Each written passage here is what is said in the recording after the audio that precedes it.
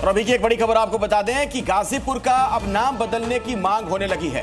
BJP के विधायक केतकी सिंह ने यह मांग की है, वीर महापुरुषों के नाम पर गाजीपुर का नाम रखा जाए। तो महर्षि गौतम के नाम को लेकर सुझाव भी दिया गया है। बीजेपी विधायक है केतकी सिंह, उन्होंने ये मांग की। यूपी के झांसी से हैरान करने वाला एक मामला सामने आया, जहां लिव इन में रह रही एक ब्यूटिशियन का शव फंदे से लटका मिला। परिवार ने लिव इन पार्टनर पर हत्या का आरोप लगाया है। घटना झांसी के सदर बाजार थाने के भगवंतपुरा इलाके की है, जहां ब्यूटिशियन मीनू की लाश फंदे से लटकी मिली। बताया जा रहा है कि मीनू पति से तलाक लेकर अपने बॉयफ्रेंड इरफान के साथ लिव इन में रह रही थी।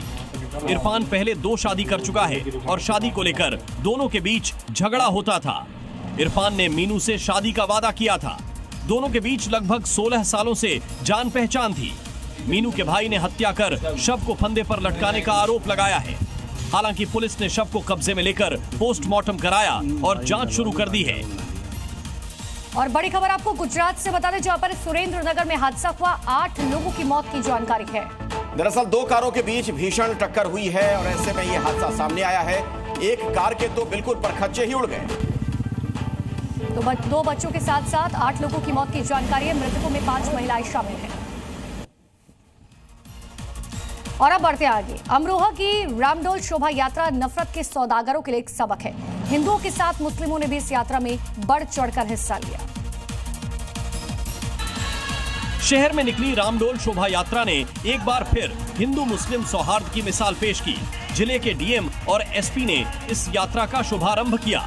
वहीं मुस्लिम समाज ने भी जगह जगह यात्रा का स्वागत किया। शोभा यात्रा जैसे जैसे नगर के रास्तों से गुजरी, मुस्लिम समाज के लोगों ने फूल बरसाकर, शरबत पिलाकर और स्वागत द्वार बनाकर शोभा यात्रा का अभिनंदन किया। यात्रा में बड़ी संख्या में श्रद्धालु जयकारे लगाते रहे। कड़ी सुरक्षा व्यवस्था के बीच इस यात्रा से न सिर्फ माहौल भक्तिमय हो गया, बल्कि शहर की गंगा जमुनी तहजीब को भी मजबूत करने में मदद मिली।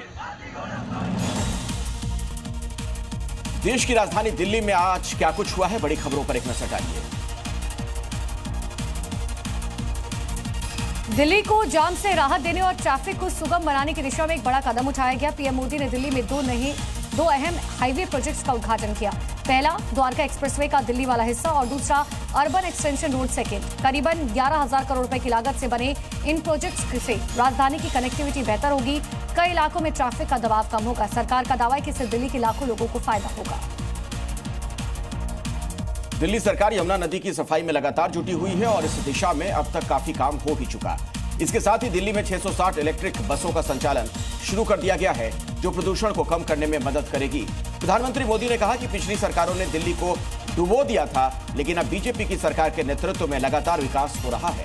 उन्होंने ये भी बताया कि पहले कांग्रेस सरकार के दौरान हरियाणा में बिना पैसे दिए कोई नियुक्ति नहीं मिलती थी, जबकि अब सड़कों का निर्माण बहुत तेजी के साथ हो रहा है।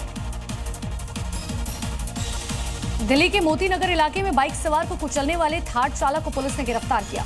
आपको बता दें, आरोपी ने अपनी कार से कुछ दिन पहले बाइक सवार को कुचलने की कोशिश की थी, जिसमें बाइक सवार गंभीर रूप से घायल हुआ था, जिसे अस्पताल में भर्ती कराया गया, जिसके बाद पुलिस ने कार्रवाई कर आरोपी अमरिंदर को गिरफ्तार कर लिया।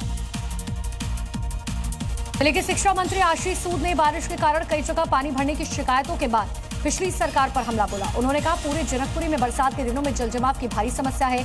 पिछली सरकार के विधायक ने इस क्षेत्र में 10 साल तक कोई काम नहीं किया, जिस कारण यहां समस्याओं का अंबार है। बरसात के कारण 2-2 फुट पानी भर चुका है। पानी की निकासी की कोई व्यवस्था न होने के कारण पूरी सड़क जलमग्न हो चुकी थी। Zee News।